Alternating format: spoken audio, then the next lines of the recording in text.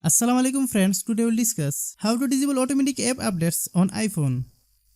Downloading and installing app updates automatically can save you time and a lot of taps on your phone.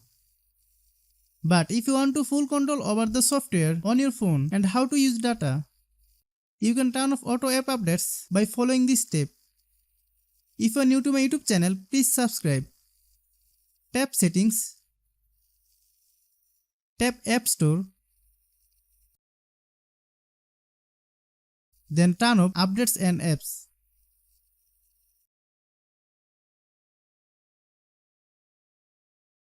If you like the video, please share with your friends.